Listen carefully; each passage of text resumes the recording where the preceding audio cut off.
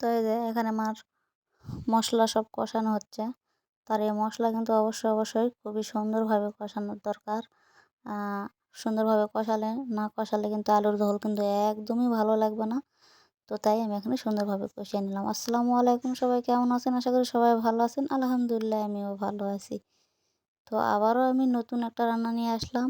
আর আমার হাতে কি অলরেডি তো আপনারা তো দেখেই পাচ্ছেন যে কি, আর আমার ভিডিওর থাম্বনেল দেখেও বুঝে গেছেন যে কি রান্না করতে চলছি। তো এখন হচ্ছে ডিম। তো দেশি ডিম, একদমই দেশি ডিম। আর এটা হচ্ছে পোল্ট্রি ডিম না, ফার্মের কোনো ডিম না। একদমই দেশি ডিম। আ আমি যে বাসাতে কাজ করি সেই বাসার উপরতলায় একদম ছাদে মুরগির খামার আছে। ওই খামারের মুরগি। উম আমার মামার ২ টা ছেলে আছে। যাই হোক, এবারে ২ টা ছেলে আছে, ২ টা ছেলে পালন করে।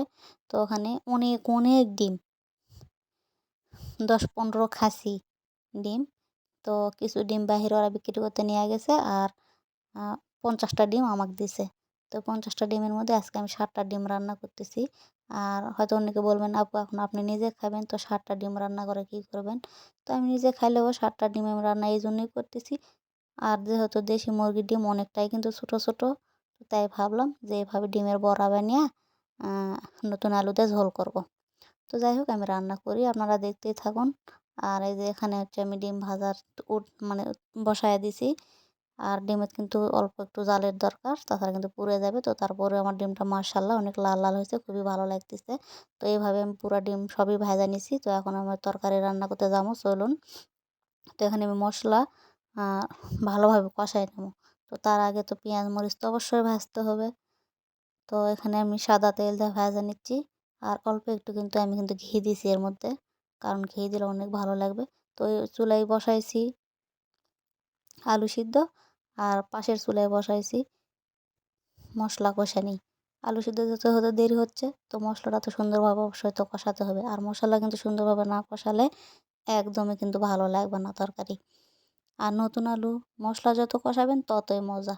তো যাই হোক, এখানে হচ্ছে আমার আলু হয়ে গেছে। তো আলু ছিলে আমি সুন্দরভাবে নিয়ে নিছি। আর হ্যাঁ, আলু কিন্তু আমি ভাঙিয়ে নিইনি। আর নতুন আলু এমনিতেই ই ভেঙে যাবে লাড়াচাড়া করতেই, তো এর দরকার। তো এই কারণে ভাঙাচোরার কোনো প্রয়োজন পড়েনি। তো যাই হোক, আমি রান্না করি, আপনারা দেখতে থাকুন। আশা করছি আমার রান্নাটা আপনাদেরকে ভালো লাগবে। আর যদি ভালো লাগে তো অবশ্যই লাইক কমেন্ট করবেন। আর আমার পাশে থাকা বেল আইকনে অন করে দেবেন। তাতে করে কী হবে, আমি যখনই রান্না করি বা আমার প্রবাসী জীবনের যে কাজকর্ম, আমি কী খাবার খাই না খাই, এটা আপনাদের সাথে তুলে ধরার চেষ্টা করি। তো যাই হোক, এখানে আমার আলু কিন্তু সুন্দরভাবে আমি অনেক সুন্দরভাবে কষায় নিয়েছি, যদিও পুরোটা দেখাতে পারিনি। কারণ বোঝেনই তো, অন্যের বাসায় কাজ করি। রান্না করতে কে কখন ডাকতেছে, কে কখন কোন কাজের কথা বলতেছে। তো রান্না রেখে আবার দৌড়ায় সেই কাজে যাচ্ছি। তো এই কারণে পুরো ভিডিওটা দেখাতে পারিনি। তো এখানে এখন ওই যে আমি ডিমের বড়াগুলান দিয়ে দিচ্ছি।